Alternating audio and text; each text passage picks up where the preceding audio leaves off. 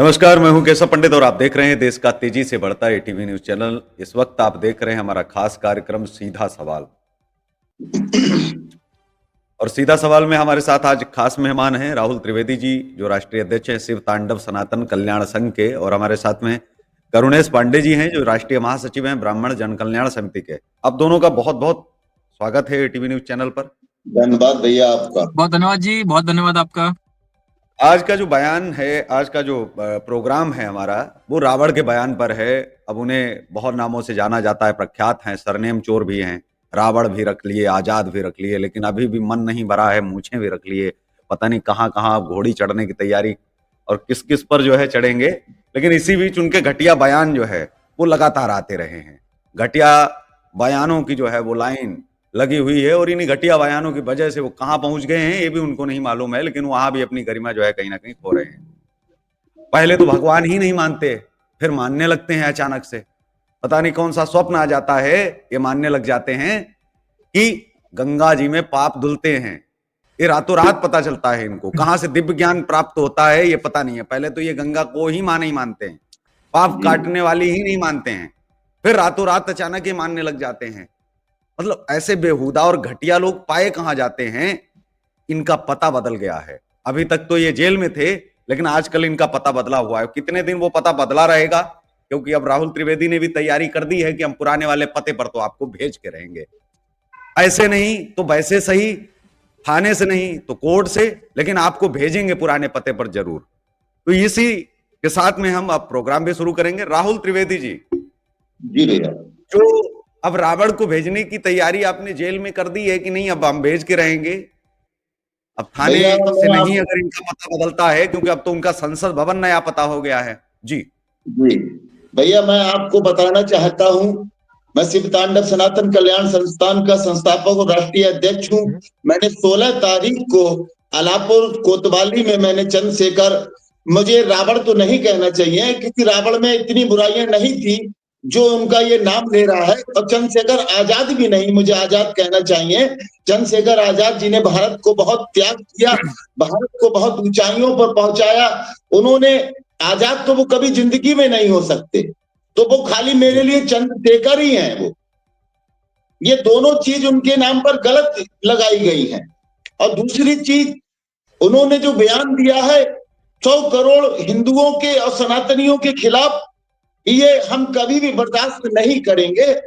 मैं ये उनसे गलत कहना लगाई नहीं है, चाहूँ, उन्होंने खुद लगाई हैं। वो उनको कोई मानद उपाधि नहीं मिली है किसी कॉलेज की तरफ से या फिर किसी संस्थान की तरफ से या सरकार की तरफ से, उनको कोई उपाधि नहीं दी गई है। उन्होंने खुद लगाई है अपने आप के, हम ही रावण तो हैं, हम ही आजाद। मैं उसका विरोध करता हूँ। मैं उनके नाम से सहमत नहीं हूं। उनके कार्य बिल्कुल ऐसे कार्य हैं जो एक गंदी नाली के कीड़े के जैसे कार्य होते हैं। मुझे एक सांसद होने पर भी उनको ठीक है, बहुत करुणेश शर्म आती करुणेश है। पांडे जी से जान लेते हैं। ब्राह्मणों से बड़ी नफरत है, नफरत इतनी कि नाम के आगे ब्राह्मण सरनेम लगा लिया। फिर उसके बाद एक दिन बदला ले लिया जाता है। 2 बहनों की शादी ब्राह्मण परिवार में और 1 बहन की शादी राजपूत परिवार में, बदला पूरा हुआ इस तरह। तो ऐसे ऐसे बदले लिए जाते हैं, उसके बाद में फिर कोई ना कोई निकलता रहता है। अब ब्राह्मणों के सरनेम भी रखेंगे और फिर ब्राह्मण बात भी नहीं मानेंगे। कम से कम रावण नाम रखा है तो रावण की कुछ तो कम से कम नाम की ही मर्यादा रख लो कि महापंडित था, महाज्ञानी था। अब देवी देवताओं में भी विश्वास नहीं है, फिर अचानक से देवी देवताओं में पता नहीं कहां से प्रेम जाग जाता है, कुंभ आता है, पाप करते हैं। ऐसे ऐसे बयान जो है अब इनके आ रहे हैं। उसके बाद में अब इनको हम क्या कहें? मैं तो ये जो है कहूंगा कि ये सरनेम चोर तो हैं ही। इनके ऊपर अभी तक ये मैं समझ नहीं पा रहा हूं कि मुकदमा क्यों नहीं डाला गया नेम चोरी का। धर्म ग्रंथों से नाम आप चुरा रहे हैं, आप चीजें ऐसी कर रहे हैं और वाहियात बयान आप दे रहे हैं बाहर आकर के। क्या कहेंगे आप? ब्राह्मणों के सरनेम से बड़ा प्यार है, और सरनेम चोर कौन रहे हैं सदैव से? मतलब जिसने संरक्षण दिया महात्मा बुद्ध ने दिया तो बुद्ध को ही, मौर्य ने दिया तो मौर्य को ही, जिसने सरनेम दिया उसी को टांग लिया। चल भाई, तो ये जो चोरी की परंपरा है, ये खानदानी परंपरा है या ये नई नई परंपरा बनी है? जी, कि प्रभावित होकर के नाम लिया है? क्योंकि प्रभाव अगर होता तो प्रभाव दिखता कहीं ना कहीं। मतलब ये चोरी है या प्रभाव है, क्या मानते हैं आप इसे? जी देखिए, जिस प्रकार से चंद्रशेखर जी ने बयान दिया है, ये बड़ा ही शोभनीय बयान है। जी और चूंकि वो एक सांसद भी हैं और सर्वजातीय वोट से जीत के आए हैं, तो इस प्रकार से टीका टिप्पणी करनी कहीं ना कहीं उनके लिए उचित नहीं है। और कुंभ जो है, हमारा महाकुंभ केवल एक धार्मिक मेला नहीं है, बल्कि ये करोड़ों हिंदुओं के आस्था का जो है जुड़ाव है। कहीं ना कहीं हम लोगों की एक कनेक्टिविटी हमारे मन से, तन से, हमारे प्राचीन कालों से चली आ रही है। तो हम लोग परंपराओं को सहेजने और धर्म को समाज से जोड़कर रखने के लिए जो है कुंभ जैसे आयोजनों में जाते हैं। लेकिन जिस प्रकार से इन्होंने बताया कि लोग पाप धुलने जाते हैं, ये बड़ा ही अशोभनीय इनका बयान है। और मैं इनसे चाहूंगा कि ये तत्काल देश के विशालतम हिंदू समाज से माफी मांगे, और अगर ऐसा नहीं करते हैं तो मैं माननीय लोकसभा अध्यक्ष महोदय से आग्रह करूंगा आपके माध्यम से कि ऐसे सांसदों को जो है तत्काल इनकी सदस्यता समाप्त कर देनी चाहिए। लेकिन पांडे जी, एक चीज मेरे समझ में नहीं आती है, क्या ज्ञानी व्यक्ति को समझाया जाए, ज्ञान दिया जाए, उसके लिए शब्द बहुत उचित जो है चयन किए जाएं, तब तो मुझे समझ में आता है। जो व्यक्ति शब्दों की मर्यादा लांघे, जो व्यक्ति जो है अपने देश की परंपराओं को लांघ जाए, जो देश में कुछ समझता ही ना हो, जो देश में मुझे लगता है कि जिनकी विचारधारा पर चल रहा व्यक्ति उन्हीं को जो है नहीं माने। और क्या कहेंगे आप इसे लेकर के कि सांसद तो बन गए हैं, सांसद वाली जिम्मेदारी जो है वो कब समझ आएंगे? क्या अब राहुल गांधी जैसे भी लोग अब राजनीति में अभी ऐसा प्रवेश है पा रहे हैं और आ रहे हैं?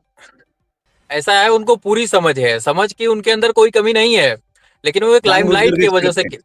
हाँ, वो केवल लाइमलाइट की वजह से, कुछ उत्तर प्रदेश के कुछ ऐसे राजनीतिक व्यक्ति हैं जो केवल लाइमलाइट में रहने के लिए अनाप शनाप जो है बयान देते रहते हैं।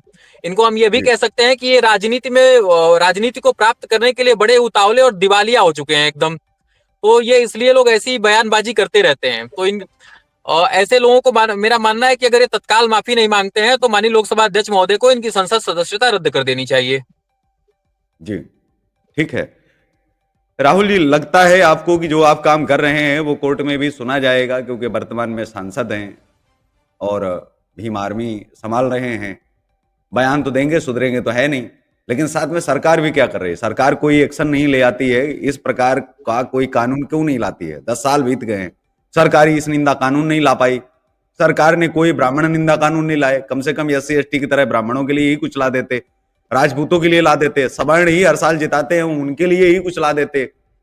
साथ में हो और जाता है कि पसमानदा मुसलमानों की बात करते हैं, पसमानदा मुसलमानों को गाली गलौज और देकर के लोग निकल जाते हैं, तो उस पर भी कोई बातचीत नहीं होती है। तो अब जो सरकार है, बताया जाता है, लेकिन योगी आदित्यनाथ जी बहुत ही फायर ब्रांड नेता हैं, लगातार बोलते हैं, लेकिन इस बार बिल्कुल मौन धारण किया हुआ है पूरे कुंभ के लिए। कोई बयान नहीं, और बयान क्या, कार्यवाही होनी चाहिए, सरकार में है। आप तो तत्काल आदेश देते, और महंत होने के नाते भी, मठाधीश होने के नाते, तो अब मठाधीश को लगा नहीं कि कोई जो है अब कार्यवाही हो जानी चाहिए, और कम से कम अपने संस्थान की तरफ से ही करवा देते। जी, मैं भैया आपको बताऊं, सरकार को इस पे गंभीरता से विचार करना चाहिए। आज हाई कास्ट को लेकर, श्रवण समाज को लेकर करे ना करे, लेकिन योगी जी को तो करना चाहिए ना। मैं योगी जी और सरकार में दोनों में अंतर करता हूं, क्योंकि सरकार तो सबकी है, योगी जी को कहीं ना कहीं सोचना चाहिए कितना बड़ा बयान बोले, और योगी जी बिल्कुल रहे। जी, योगी जी एक संत है, और संत को ये सोचना चाहिए कि आज हमारे सनातन के ऊपर एक चंद्रशेखर जैसा व्यक्ति, जो कि एक सांसद है, सांसद नगीना की जनता ने चुना। नगीना की जनता से भी मैं कहना चाहता हूं कि आपने एक ऐसा सांसद चुना है जिससे हमारे भारत की संस्कृति नहीं पता है।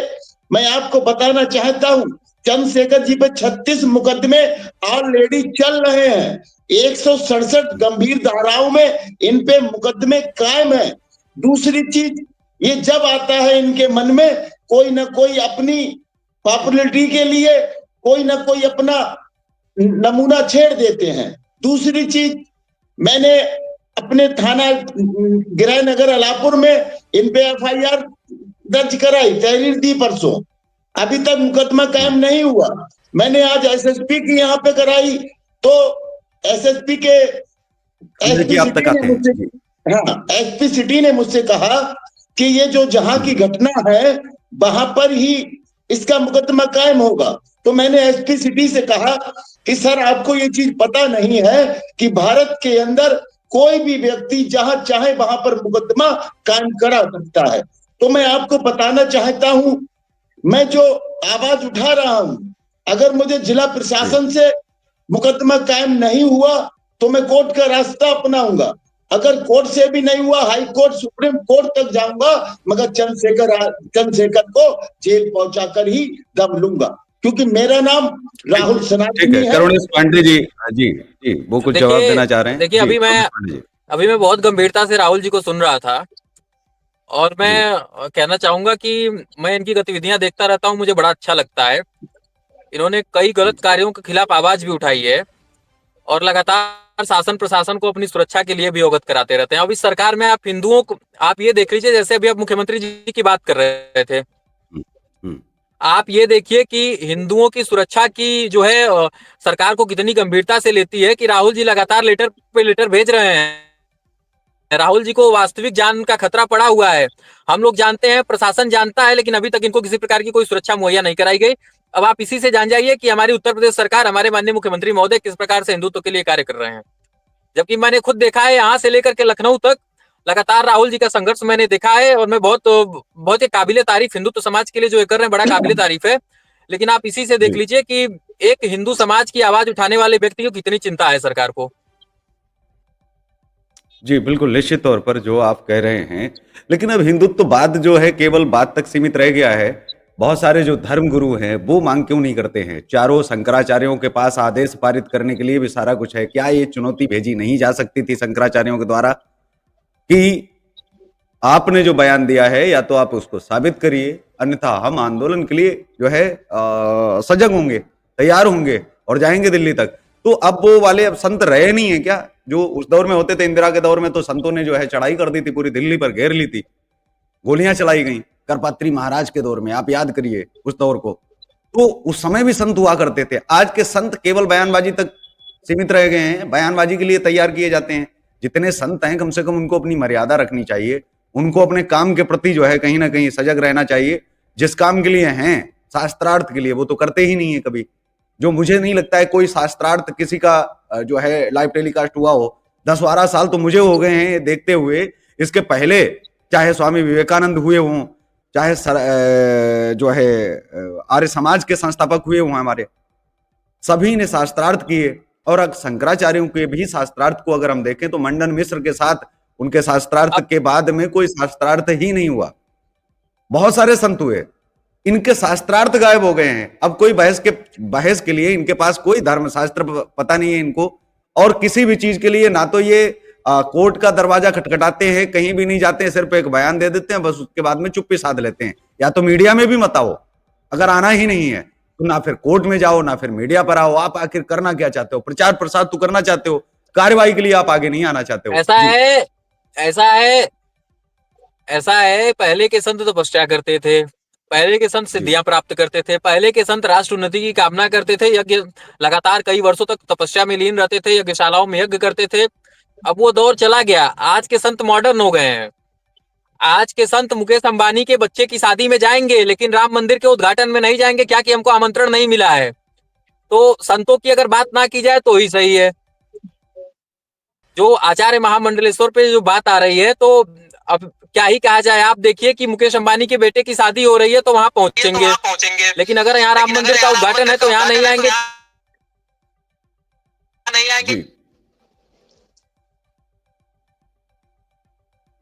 बिल्कुल, जो आप कह रहे हैं उसी चीज के लिए अब हिंदुओं को जागना पड़ेगा, क्योंकि 40 करोड़ पहुंचने से कुछ नहीं होगा। इनमें से अगर 1 करोड़ भी जाग नहीं पाए तो कोई फायदा नहीं है 40 करोड़ के जागने का। 40 करोड़ है, 40 करोड़ ने कोई विरोधाभास नहीं है, सब में आपस में विरोधाभास तो है, लेकिन कोई विरोध नहीं करता है किसी भी चीज का। कोई गलत बयान दे जाता है, कुछ भी करके चला जाता है, गिनतियां करते रहते हैं कि 109 करोड़ हो गए। क्या करेंगे आप? 109 करोड़ थे हैं, और शायद उससे और ज्यादा हो जाए, लेकिन जाएंगे कहां? 109 करोड़ आज हो गए हैं, और इसी अखंड भारत के 11 टुकड़े भी हो गए हैं, 11 देश अलग बन गए हैं, उनमें से कोई हिंदू राष्ट्र नहीं है। नेपाल को अगर हम छोड़ दें, वो भी धर्मनिरपेक्ष अब हो गया है। वही एकमात्र हिंदू राष्ट्र हुआ करता था, वो भी नहीं रहा।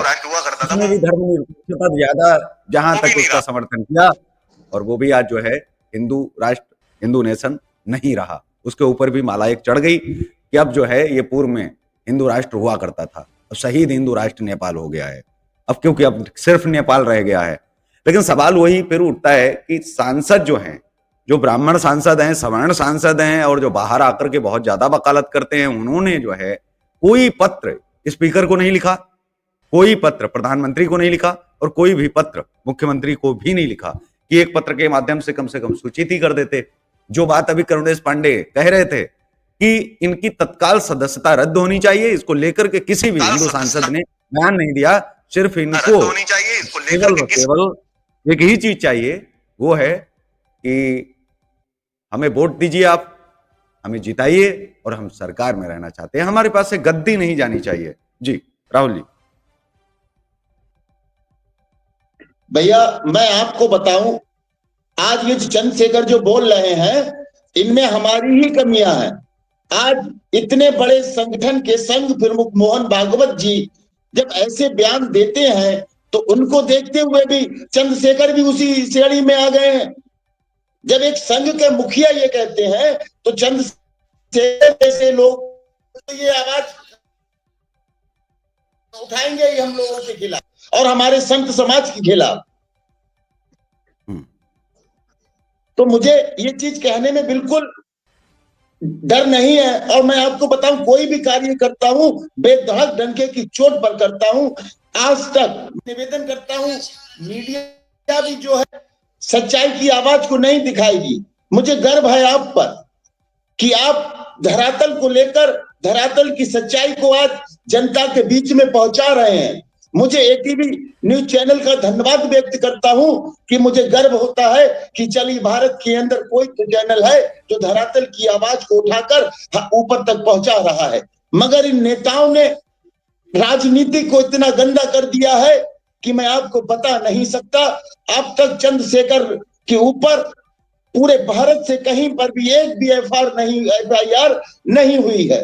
एक नाम दर्ज कराने का काम किया है तो सिर्फ तांडव सनातन कल्याण संस्थान के कार्यकर्ताओं ने किया है और जनता जनार्दन के लोगों के साथ मैंने मिलकर ये काम को किया है।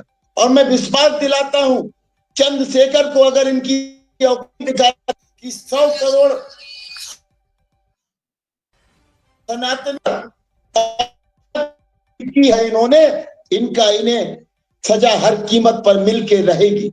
मैं ये विश्वास दिलाता हूं, मेरा जीवन ही सनातन के लिए समर्पण है। मैंने जीते ही जो पिंडदान कर दिया है, मुझे जिंदगी से मोहब्बत नहीं है। मैं आपको बताना चाहता हूं भैया, मैं अपराधी को सजा जरूर दिलाकर रहूंगा, चाहे मैं इन्हें प्राणों की मुझे अपनी आहुति तक देना पड़े। जी, जितनी भी हिंदूवादी नेता हैं, संगठन हैं, और ये दर्द आपका जो है जो झलक रहा है, जो आप कह रहे हैं कि किसी ने भी आगे आया कोई नहीं, सभी ने केवल पल्ला झाड़ लिया बयान दे करके, क्योंकि मीडिया में तो सब चेहरा दिखाना चाहते हैं, लेकिन सही मायनों में कोई भी कार्यवाही नहीं चाहता।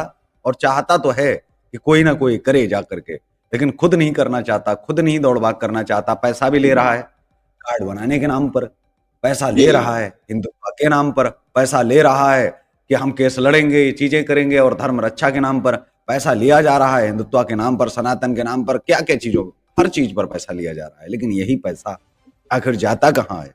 क्योंकि जब लगाया भी नहीं जाता है और कहीं कुछ होता भी नहीं है, तो ये पैसा कहाँ जाता है? और क्यों इन संगठनों को पैसा दिया जाए? ये लाखों करोड़ रुपए इन पर खर्च किए जाते हैं कि छोटे छोटे लोगों पर कार्यवाही तो हम करवा लेंगे, लेकिन जो आपके स्तर के, राष्ट्रीय स्तर के लोग हैं, अगर वो गलत हरकतें करें तो उन पर तो कार्यवाही आप करिए, उन पर तो मुकदमा आप कीजिए, और जो पैसा है आप उन पर लगवाइए, क्योंकि बड़े लोगों से लड़ने के लिए भी चाहिए, बड़ा संगठन भी चाहिए। तो बड़ा संगठन, बड़ा व्यक्ति जो हर साल करोड़ों रुपए धर्म के नाम पर कमाता हो, अगर वो लाख 2 लाख रुपए, 10 लाख 20 लाख रुपए फूकने के लिए भी अगर तैयार ना हो, तो फिर इन संगठनों का क्या मतलब है? कोई हिंदू किसी संगठन को, खास करके बड़े संगठनों को पैसा क्यों दे? किस बात का दे?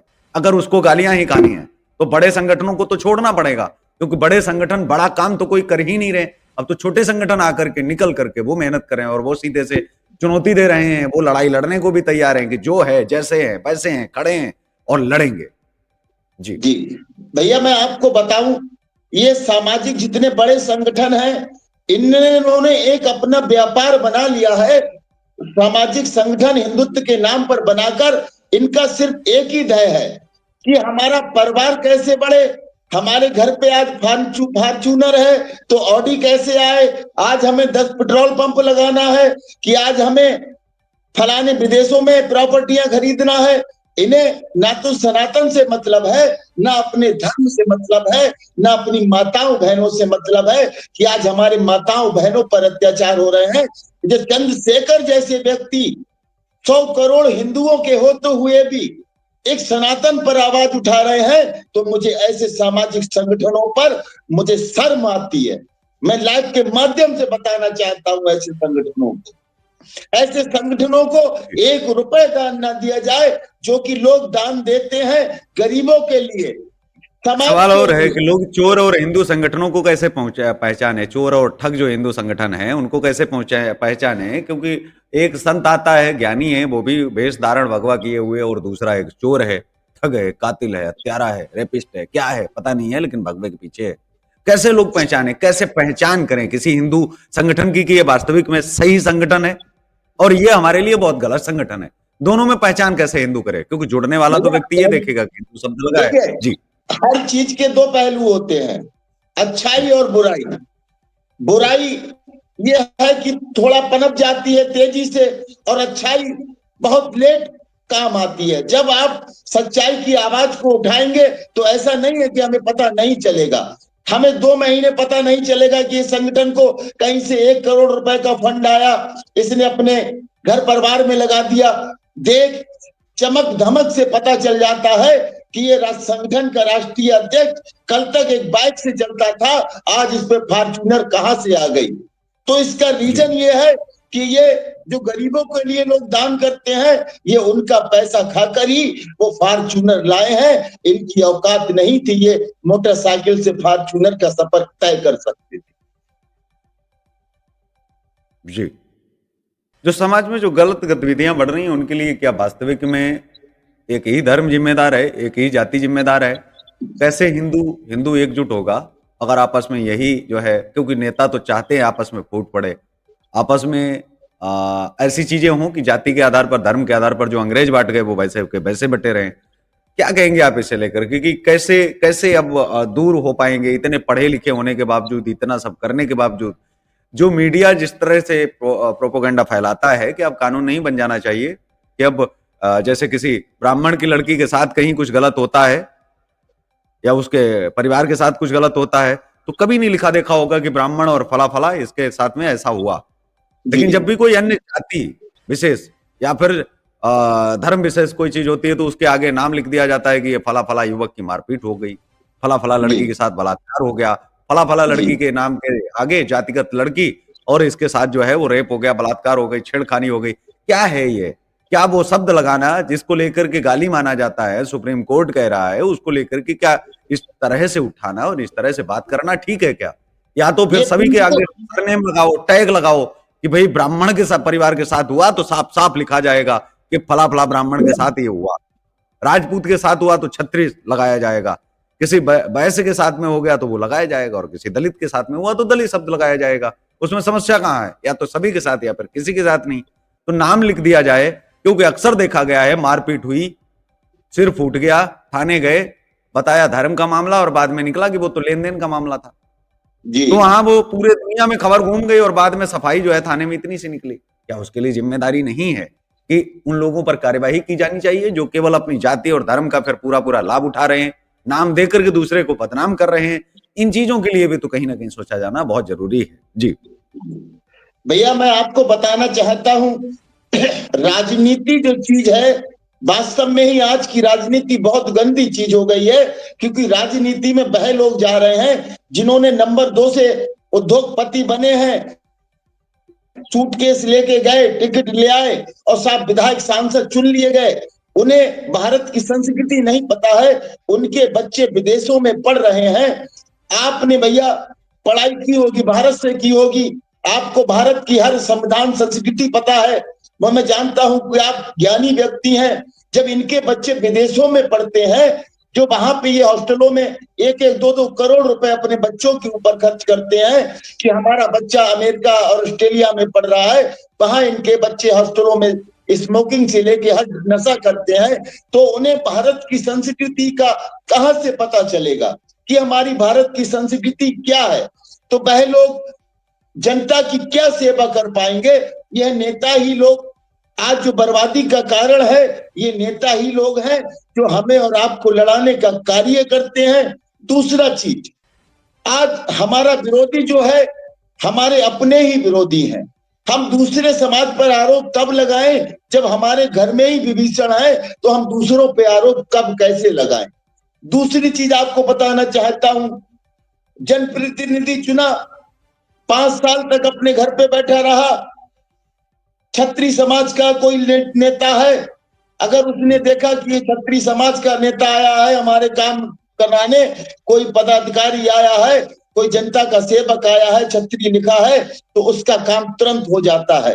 अगर कोई ब्राह्मण गया काम के लिए और उसका कोई ईमानदारी का ही काम है, उसके कोई मारपीट का मसला हो गया, उसके साथ कोई अत्याचार हो गया, उसने कहा कि हम त्रिवेदी हैं, तो नेताजी कह देते हैं कि हाँ देख लिया जाएगा। अधिकारी भी जाति को देखकर उत्तर प्रदेश के अंदर कार्य कर रहे हैं, क्योंकि उन्हें ये पता है कि हमारे मुख्यमंत्री छत्री समाज से आते हैं, तो इसलिए वह भी जाति को देखकर कार्य कर रहे हैं। ये बिल्कुल निंदनीय कार्य है इन अधिकारियों का। अगर यही रवैया रहा तो 2027 में बहुत दिक्कतों का सामना झेलना पड़ेगा। और कहीं ऐसा ना हो कि भारत की स्थिति बांग्लादेश से भी ज्यादा बुरी हो जाए, क्योंकि यह नेता, आपको बताना चाहता हूं, एक ही थाली के चट्टे बट्टे हैं। सुबह को कुछ होंगे, शाम को एक ही टेबल पर बैठकर ये आपस में डिनर करते हैं। मगर विरोधी कौन बनता है? जो सनातन के लिए काम करता है। मगर इनका तो नारा है सबका साथ सबका विकास। ये वो भी 18% वोट के लिए मानते हैं और इन्हें हिंदुओं के भी 80% वोट चाहिए। तो इनकी राजनीति जो है, कोई अधिकार नहीं है जी, किसी को कोई अधिकार नहीं है कि किसी धर्म के बारे में जो है खिलाफ बोले, किसी धर्म के खिलाफ बोले, या फिर किसी धर्म पर कोई भी अभद्र टिप्पणी करे। नहीं, हमारा संस्कार या हमारी संस्कृति हमें ये नहीं सिखाती है कि हम किसी के धर्म के ऊपर गलत व्यवहार करें, गलत टिप्पणियां करें। तो चंद्रशेखर के लिए ये कौन सा संविधान में दे दिया है माननीय प्रधानमंत्री जी और उत्तर प्रदेश के मुख्यमंत्री जी ने कि जो चाहते हैं, जिस पे चाहते हैं उस पे आरोप लगा देते हैं। उनकी तुरंत सदस्यता रद्द की जाए। और एक मुख्यमंत्री जी से मैं निवेदन करता हूं और प्रधानमंत्री जी से भी कि हमें पद नहीं चाहिए। जो धरातल पर वास्तव में ही हिंदुत्व के लिए काम कर रहे हैं, उनको लोकसभा और विधानसभा में खाली बैठने का एक मौका दिया जाए, जो कि वह अपनी आवाज को। अच्छा, लास्ट में और सवाल है कि चंद्रशेखर रावण जो है वो बौद्ध धर्म के हैं, बौद्ध धर्म के व्यक्ति को हिंदुत्व या हिंदू धर्म पर बोलने का क्या अधिकार है? क्या औचित्य बनता है कि बौद्ध धर्म का व्यक्ति हिंदू धर्म पर बोले? कोई एक दूसरे के धर्म पर क्यों टिप्पणी करे? अगर यही टिप्पणियां फिर बौद्ध धर्म के भिक्षुओं पर या बौद्ध धर्म पर अगर कोई कुछ करता है, तो फिर कहीं ना कहीं फिर उनको भी तैयार रहना पड़ेगा। बौद्ध धर्म लगाते हैं, बड़े स्थान से लगाते हैं, बौद्ध धर्म के व्यक्ति को हिंदू धर्म पर टिप्पणी करने का क्या अधिकार है? क्यों बोलता है? अपने धर्म में देखे ना क्या है, हिंदू धर्म में तो है नहीं। तो हिंदू धर्म में जो व्यक्ति है ही नहीं और बौद्ध धर्म बन के अभी भी दलित ही बने हुए हैं, तो फिर बौद्ध धर्म में भी जातियां हैं। ये तो जातिवादी हो गया ना धर्म। बौद्ध धर्म के होकर के अभी तक दलित बने हुए हैं जी, बड़ा जातिवादी धर्म है बौद्ध धर्म। बिल्कुल बात सही है भैया, बिल्कुल जातिवाद धर्म है। आज इसी चीज को अगर कोई ब्राह्मण या कोई चीज अगर छोटी सी भी बात कह देता तो पूरे भारत के अंदर, पूरे उत्तर प्रदेश के अंदर पूरा बवाल खड़ा कर दिया होता इन लोगों ने। मुझे शर्म आती है सनातनियों पर कहने पर कि अब तक इसके खिलाफ मुकदमा कायम नहीं हुआ, अब तक इसको जेल में डाल देना चाहिए था। मगर प्रशासन जाने क्यों मौन बैठा है, योगी जी जाने क्यों शांत बैठे हैं। अब योगी जी का बुलडोजर कहां चला गया है? क्यों नहीं ऐसे अपराधियों के खिलाफ चल रहा है जिसपे 36 मुकदमे हैं, उसकी सदस्यता क्यों नहीं रद्द की जाती है? आज राम गोपाल मिश्रा जी जो वहां पर उन्होंने खाली एक तिरंगा, एक भगवा झंडा ही तो लगा दिया था, उसकी हत्या कर दी गई। और एक ब्राह्मण समाज को यही था कि एक खाली उसको आवाज दे दिया। आज किसी जाति के व्यक्ति के साथ होता तो उसको 50 लाख, 1 करोड़ ये सरकारें देती, तो क्या ब्राह्मण एक और विरोध में लिखा है, विकिपीडिया पर लिखा है इसके बारे में कि हरियाणा के जींद में चंद्रशेखर रावण का जमकर विरोध हुआ वहां प्रचार जी। के लिए पहुंचा तो वाल्मीकि समाज के लोगों ने काले झंडे और जूते दिखाए इसे और इसका जी। विरोध किया। अन्य दलित समाज के लोगों का कहना है कि वह चमार और मुसलमानों का नेता है, ये साफ लिखा है उस पर। और जंतर मंतर पर मुस्लिमों के कार्यक्रम को संबोधित करते हुए जय भीम बोल दिया था तो मुस्लिमों ने मंच पर धक्का मुक्की करी और भीड़ ने चप्पल फेंक कर मारी। विरोध बढ़ता देख चंद्रशेखर रावण को मंच छोड़कर भागना पड़ा था। जी। अब मैं आपको बताऊं भैया, ये चंद्रशेखर ने इससे पहले क्या किया था, अपनी गाड़ी पे ही स्वयं अटैक करवाया और सरकार ने क्या किया, 22 सीढ़ी की सुरक्षा दे दी। आप देखिए इस व्यक्ति को, और आज हम सनातन की आवाज को उठा रहे हैं, हमारे हजारों विरोधी हैं, कोई गलत कार्य कर रहा है उसकी भी आवाज उठा रहे हैं। आज इतनी समय से हम सुरक्षा की गुहार लगा रहे हैं, मगर यहाँ का एलआईयू और प्रशासन लिख के दे देता है कि राहुल त्रिवेदी को किसी से खतरा नहीं है। जो व्यक्ति एक समाज में गंदगी फैला रहा है, एक समाज में गलत संदेश दे रहा है, उस व्यक्ति को आप 22 सीढ़ी की सुरक्षा दे रहे हैं, तो समय उसके भी तो हो गया है, तो इसी के साथ इस कार्यक्रम का समापन भी यही करते हैं, लेकिन नेक्स्ट डिबेट में बिल्कुल ले आएंगे। और जय भीम तो चाहे जितने आप बोल लीजिए, वो तो नहीं बोलेंगे जय भीम, वो आपको बाहर उतारेंगे भी। और वाल्मीकि समाज ने जो झंडे जूते सब दिखाए, तो मीडिया में पूरा दिखा, फिर दिखाएंगे। लोग आने वाले समय में जब आप कुछ गलत करेंगे तो दिखाया जाएगा। राजनेता कोई भी हो, मैं सदैव कहता हूं कि केवल फूल की माला ही पहनने का अधिकारी नहीं है, जरूरत पड़ेगी तो जनता जूतों की भी माला पहनाएगी, और जिसका उदाहरण लिखा है और दिखा भी है। तो इसी के साथ इस कार्यक्रम में बस इतना ही, हमें दीजिए इजाजत। नमस्कार, और आप देखते रहिए देश का तेजी से बढ़ता एटीवी न्यूज चैनल। जय हिंद, वंदे मातरम।